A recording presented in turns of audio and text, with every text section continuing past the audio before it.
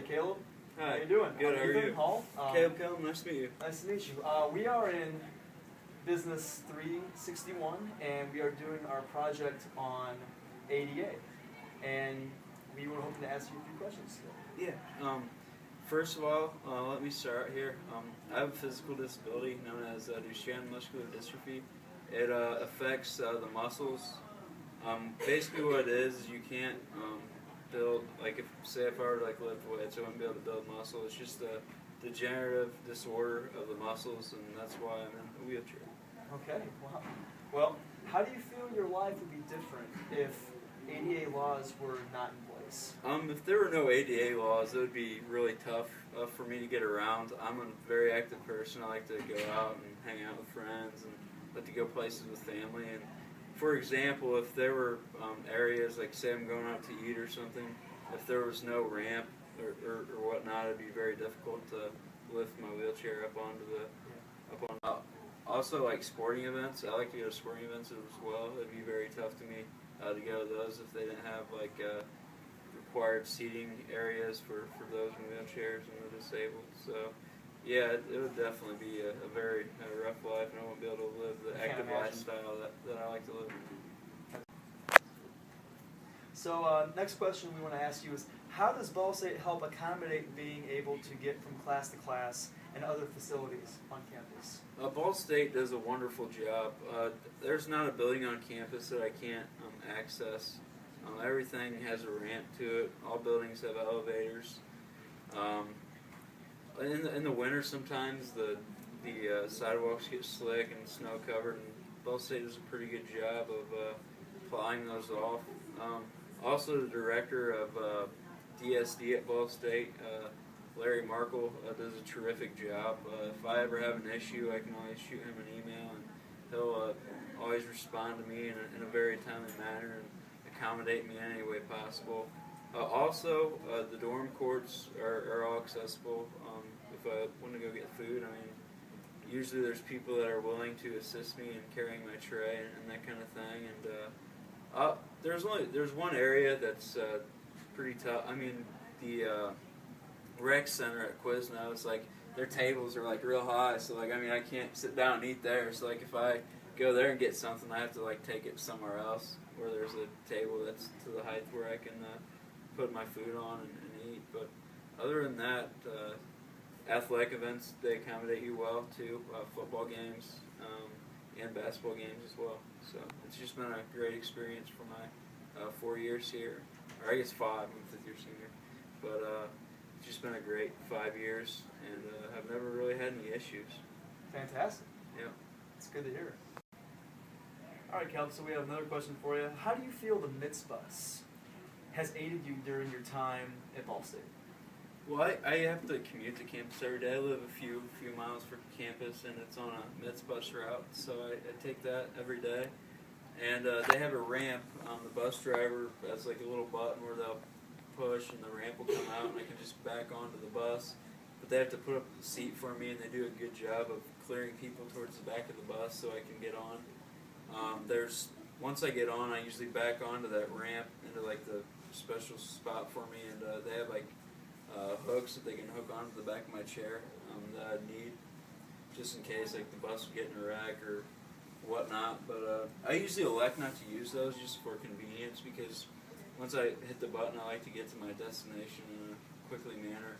Sometimes I'm usually in a hurry to class, so I like to get off in time. But like when I press that, it lets off like a different signal than the other people pressing the regular, stripes that they have for you to punch, but it makes like a distinct noise. And so that way that gives the bus driver time where they can tell people to clear off or get towards the back of the bus or step off until I can get on and off. And usually it's not a problem. I've had one problem on there. I elected not to get strapped in one time, and the scooter kind of tipped over, and I kind of fell like in the middle of the aisle. But was that embarrassing for you? It wasn't really embarrassing. I was just like, crap. I was just worried that I was gonna injure myself, but like I ended up not. And then like everybody on the bus was willing to like help pick me up and get this back and rolling. So, it wasn't embarrassing at all. Like I just kind of laughed it off. Like something after it happened. So, yeah. Very But I mean, I can go to Walmart on the Miss Bus too, so that's really nice as well.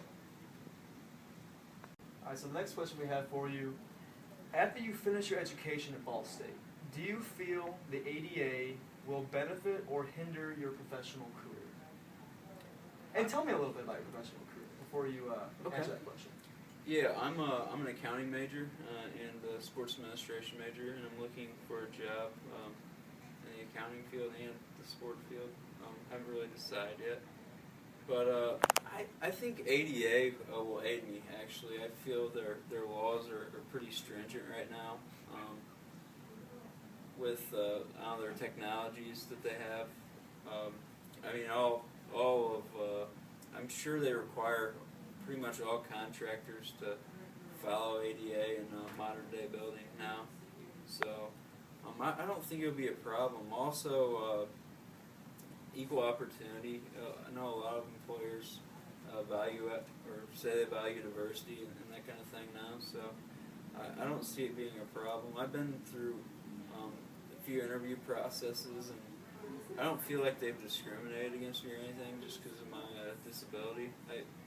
I feel that they've treated me pretty fairly, and the jobs that I haven't received, I feel like maybe other people were better value or were better assets to the companies than I would have been. I feel like they evaluate on your knowledge and what you bring to the company. So it should be, right? Yep. That's right. Question for you. Do you think the ADA will add additional laws to benefit disabled students and professionals in the future? Yeah, I do think that they will add additional laws. I can speak to this. When I was evaluating colleges to decide where I wanted to go, I was going to be a business major regardless. And I visited IU first. I'm a diehard Hoosier fan, always have been.